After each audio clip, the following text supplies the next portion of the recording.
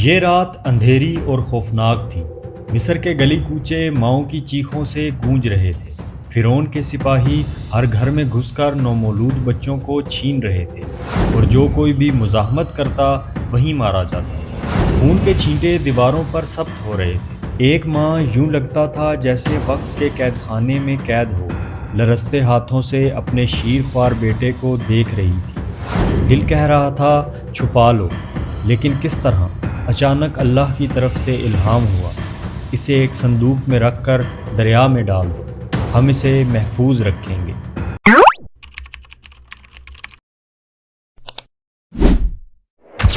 یہ کوئی عام بچہ نہ تھا، یہ وہی تھا جس کے بارے میں فرعون کے خوابوں نے اسے خوفزدہ کر رکھا تھا، یعنی بنی اسرائیل میں ایک لڑکا پیدا ہوگا جو فرعون کی سلطنت کو مٹا دے گا۔ کاہنوں کی یہ پیش گوئی فرعون کے دل میں وحشت بھر چکی تھی، اور اسی خوف میں اس نے ہزاروں بے گناہ بچوں کا خون بہا دیا تھا۔ حضرت موسیٰ علیہ السلام کی ماں نے کپکپاتے ہاتھوں سے بچے کو چوما اور پھر دریائے نیل کی بے رحم لہروں کے حوالے کر دیا۔ وہ آنکھیں موندے دعا کر رہی تھی، مگر صندوق پانی پر ایسے بہہ رہا تھا جیسے کسی نادیدہ ہاتھ نے اسے سنبھال رکھا ہو۔ نیل کی موجیں موسیٰ علیہ السلام کو سیدھا فرعون کے محل تک لے آئیں۔ وہاں ملکہ آسیہ نے صندوق کھولا، اور جیسے ہی موسیٰ علیہ السلام کی معصوم آنکھیں کھلیں، ملکہ کا دل محبت سے بھر گیا، اور وہ کہنے لگی، یہ بچہ میری آنکھوں کی ٹھنڈک ہوگا، اسے قتل نہ کرو۔ فرعون پہلے ہچکچایا، مگر آسیہ کے اصرار پر خاموش ہو گیا۔ یوں موسیٰ علیہ السلام وہیں پلے بڑھے۔ موسیٰ علیہ السلام جوان ہوئے تو بنی اسرائیل پر ظلم دیکھ کر ان کا دل تڑپ اٹھا۔ ایک دن ایک سپاہی کو غلام پر ظلم کرتے دیکھا تو غصے میں ایک گھونسا مارا، اور وہ سپاہی وہیں مر گیا۔ یہ حادثہ موسیٰ علیہ السلام کے لیے خطرہ بن گیا۔ جلد ہی حضرت موسیٰ علیہ السلام سے کسی نے سرگوشی کی کہ فرعون نے تمہارے قتل کا حکم دے دیا ہے، یہاں سے بھاگ جاؤ۔ موسیٰ علیہ السلام رات کی تاریکی میں مصر چھوڑ کر مدین چلے گئے۔ وہاں حضرت شعیب علیہ السلام سے ملاقات ہوئی، نکاح ہوا، اور کئی سال گزر گئے۔ 10 سال بعد آپ نے مصر واپسی کا ارادہ فرمایا۔ مصر واپسی کے سفر میں کوہ طور پر ایک درخت سے روشنی آتی نظر آئی۔ جیسے ہی موسیٰ علیہ السلام قریب پہنچے تو آواز آئی، اے موسیٰ، میں تیرا رب ہوں۔ اللہ نے انہیں نبی بنا کر فرعون کے پاس جانے کا حکم دیا۔ جب موسیٰ علیہ السلام فرعون کے دربار میں پہنچے تو فرعون ہنسنے لگا اور کہا، یہ دیکھو جسے میں نے بچپن میں پالا تھا آج میرے خلاف کھڑا ہے۔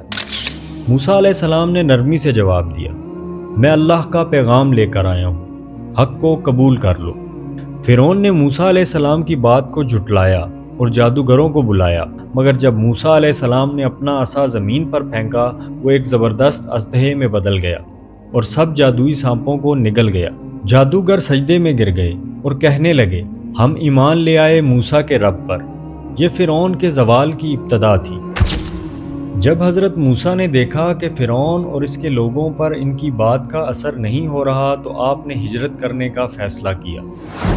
جب حضرت موسیٰ علیہ السلام بنی اسرائیل کو لے کر ہجرت کر رہے تھے تو فرعون نے پیچھا کیا اور دریائے نیل کے کنارے آ پہنچا۔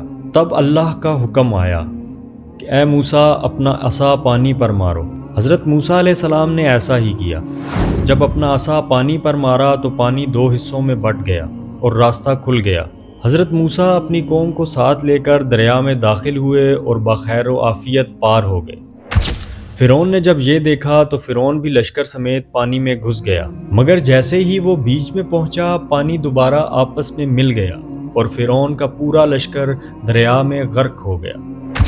ڈوبتے وقت اس نے چیخ کر کہا، میں موسیٰ کے رب پر ایمان لاتا ہوں، مگر جواب آیا، اب بہت دیر ہو چکی۔ یوں جو فرعون خود کو خدا کہلواتا تھا آج نیل کی بے رحم موجوں میں دفن ہو گیا۔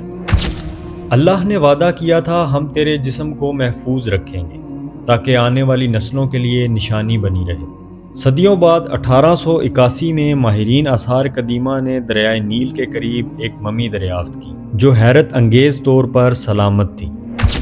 فرانسیسی ماہرین نے اس کا تجزیہ کیا اور پایا کہ یہ ممی رمسیس دوم کی تھی، یعنی وہی فرعون جس نے موسیٰ علیہ السلام کا انکار کیا تھا۔ آج وہی لاش جسے فرعون نے سونے کے محل میں دفن کرنے کا خواب دیکھا تھا مصر کے میوزیم قاہرہ میں پڑی ہے، جہاں پر ہر دن ہزاروں لوگ اسے دیکھنے آتے ہیں۔ وہ جسم جو کبھی تخت پر بیٹھ کر انا ربکم الاعلی کہتا تھا، آج شیشے کے ایک صندوق میں بے بس اور لاچار پڑا ہے۔ یہ اللہ کی قدرت کی سب سے بڑی نشانی ہے۔ ظلم چاہے جتنا بڑھ جائے، انجام ہمیشہ فنا ہے۔